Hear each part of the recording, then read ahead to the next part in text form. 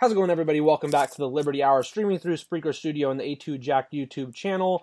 I'm back here with my friend Royce, and we were talking about if we believe that the Lakers missing the playoffs in the NBA will affect LeBron James' legacy. And you were just making your point, furthering it, and go ahead and continue with that, Royce. Yeah, but I mean, I was just about to get into the just the metrics of him going to the Lakers. I mean, you're joining names like Kareem Abdul-Jabbar, you're Kobe Bryant, Shaquille O'Neal. You're joining all these names. All of Magic Johnson, the current general manager, can't forget about him. These guys all brought championships to LA, and this season is a complete failure for not making the playoffs. This team had such high expectations, which I think was one of the main problems. You can't expect to meet high expectations with the team he had. They weren't his guys. And when you look at him, if he goes through these next 4 years and doesn't win anything, it's going to be a massive failure and I think a huge hit on his legacy. So who would you say in terms of the Lakers, what would you put the biggest blame on, if there's anybody in particular, if there's anything, what would you say is the biggest reason or the person for the biggest blame for the reason why they couldn't make it to the playoffs? LeBron, Magic Johnson, who would you put this on, or what would you put this on? I would put it on LeBron for the simple fact that he came there, wanted to win, and then based on all the body language and signals you get from other people, that he's attempting to get rid of the head coach. He is not happy with the current players on the team, and that rubs off on the team as a whole. Most of the people on this team probably will not be there next year, and it'll be a result of LeBron James cleaning house to bring in his own crew and environment. Yeah, no, I gotta agree with that. My only other question to you is, where do you think he should have gone after last season? So yeah, that's a loaded question. I think he should have stayed in the East.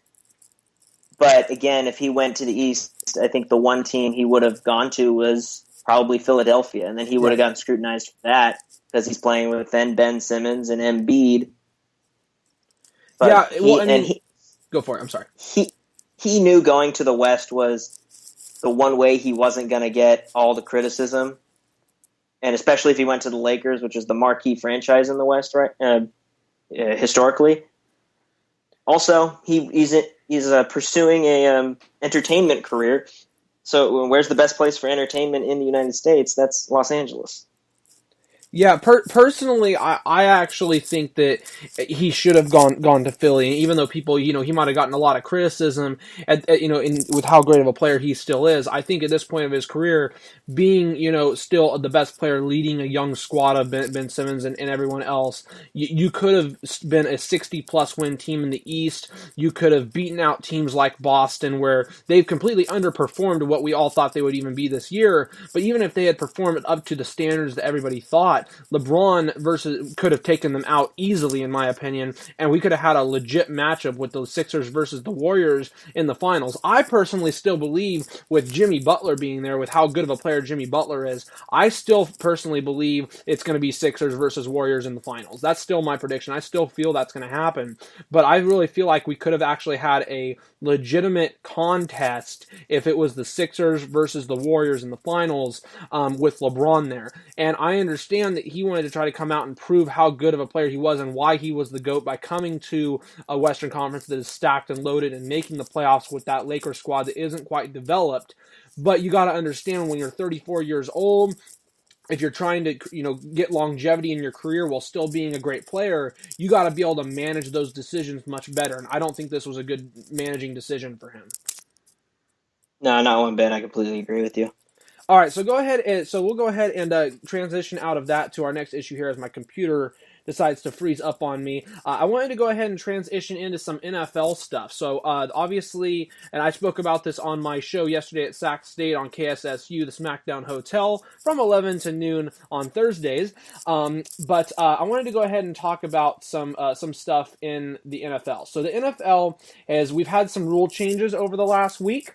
And so some of the biggest things that we've seen are the expanded replay and no more blindside blocks. So I'll go ahead and read these these out right here. So elimination of all blindside blocks. It is now a 15-yard penalty if a player initiates a block in which he is moving toward or parallel to his own inline and makes forcible contact to his opponent with his helmet, forearm, or shoulder. Previously, a blindside block was legal unless the blocker contacted the head or neck area of the opponent. We'll get into the other things here in a second, but I want to get your thoughts on this just initially. Royce, what's your thought on this rule change? This is one of the rule changes that I have not been against this year, and there are many more that we will get into. But as long as it's officiated fairly, I don't have a problem with it. I don't want to see defensive players trying to do their job and then hit some guy with their shoulder, and all of a sudden it's 15 yards, and what else were they supposed to do?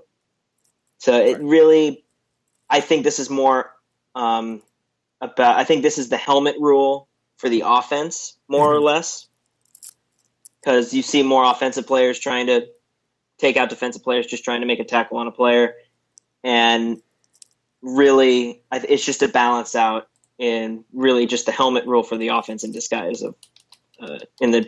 of a blindside block. Yeah, I agree. I agree with you on that. That's you pretty much stole exactly what I said from yesterday. I pretty much said the exact same thing on my show yesterday, and I have to 100% agree with you on that. Though, getting into some of the other things that I dislike, and I know that you dislike some of this stuff as well. The kickoff changes being made permanent. So for like onside kicks,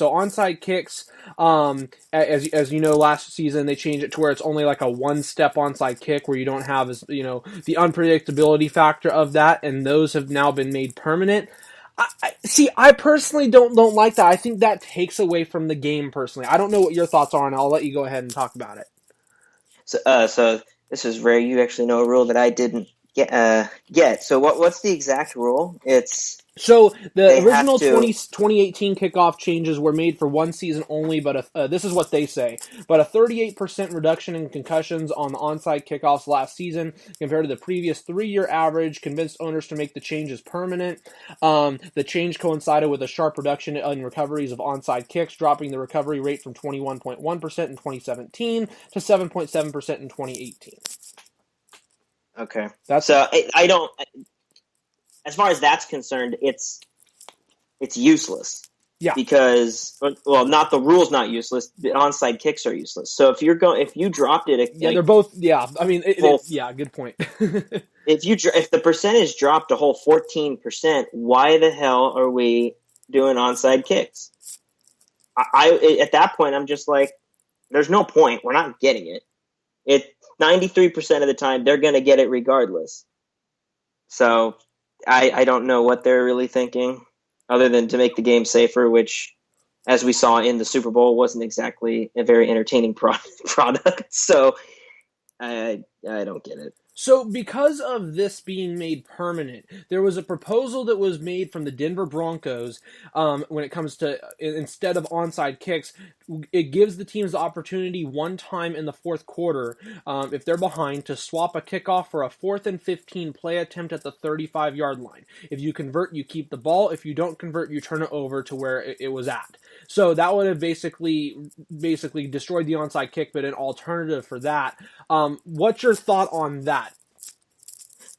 I think that's completely and utterly stupid.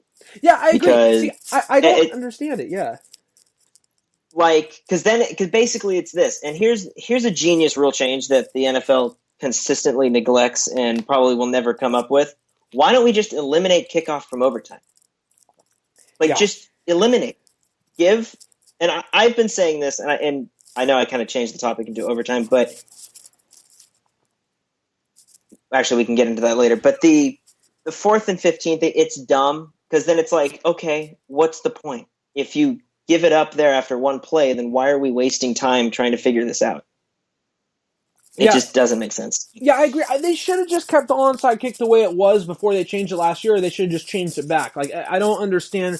I get that they're trying to make the game safer, but the more they try to make the game safer, because look, injuries are something that's going to happen. Concussions are something that's going to happen, as much as I hate to say it. Now, that doesn't mean that we shouldn't do anything about the issue, because it is an issue, but we can't do things that take away from the nature of the game as it's always been.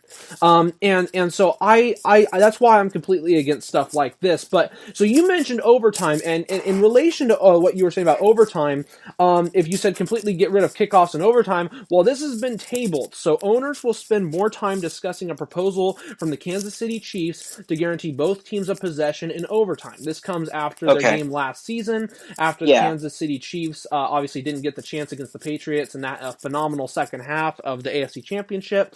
It would eliminate the overtime coin flip, instead allowing the winner of the pregame coin flip to decide whether to kick off or receive to start overtime. It would also eliminate overtime in the preseason. It's possible the proposal could resurface as soon as May 20th. What's your thought on that? Well, here's what I think about overtime specifically. I think you should take out the coin toss completely Okay. and give the away and treat it like extra innings in baseball, where you give the away team the ball, Okay. and if they score on their drive, the home team gets a chance to score, and then it's over if they don't score. It's over if they get a touchdown. And what also would do with overtime, eliminate extra points and eliminate field goals. You either have to go for it on fourth down or you have to go for two. Okay, Period. gotcha. So basically what you're saying is it comes down to a defense versus offense thing in general. If that team does not score, they lose, but if they do score, they win. But it's also but I'm also giving both teams a chance to do it. So like, Gotcha. let's say, so if I'm trying to put this in right, so you put them, but you also eliminate kickoff. So you give the ball to the away team at the 25. Let them do their thing. If they don't make it, they can punt it. Or no, but they can't. They have to go for it on fourth down. So they would there's no punting it. There's no kicking the ball. Period. You have to go for it, and it would. And I would say just for the playoffs. Don't do this in the regular season. So my question for you, I guess, then becomes this: if we do that and they don't convert on fourth down, say they're at like midfield and they're stuck in midfield and they don't convert, would you suggest that the other team takes over from that spot, or they start from the 25 as well? I would say, I would put it at that spot. Okay. Because you had a chance. You had the chance to go downfield, did it, and score. You didn't do it. So why should I send the other team to the other side of the field because you didn't make it there? So I would treat it like normal rules, but I'm eliminating kickoff from overtime and postseason, and I'm eliminating extra points and field goals. Okay, I would agree with that. I would say if both teams got to start from the same position, almost as if it was like a modified way they do it in college. The reason I guess I would say that I have somewhat of an issue with them taking over at that spot is because even, though if you do have a penalty, it is that team's fault. There are some cases where, those are definitely gotten wrong. And so say, a team gets down and it's like 4th and 5, and then there's like some 10-yard penalty for something, and they get backed up to 4th and 15. To me, it's like if you go for it on 4th and 15 and you're stuck and you're forced to throw a long ball and you're stuck at that point, you put a lot more pressure on your defense than you would the other team. But I guess that I get what you're saying in terms of rewarding the other team's defense for getting them in that position in the first place. I think that's definitely an interesting viewpoint, and that's definitely something I haven't heard before. So that's something that would be interesting to see implemented for sure. Especially at this day and age where it's offensive powered everything. Throw the defense a bone. Do something. The defense is already getting screwed in every single way, and we're going to get to the big problem in a second. But just do something that I would say improves the game and makes it more fun to watch and gives it higher stakes. Because at this point, I'm watching Patrick Mahomes run around in circles and then throwing it to Tyreek Hill 60 yards down the field.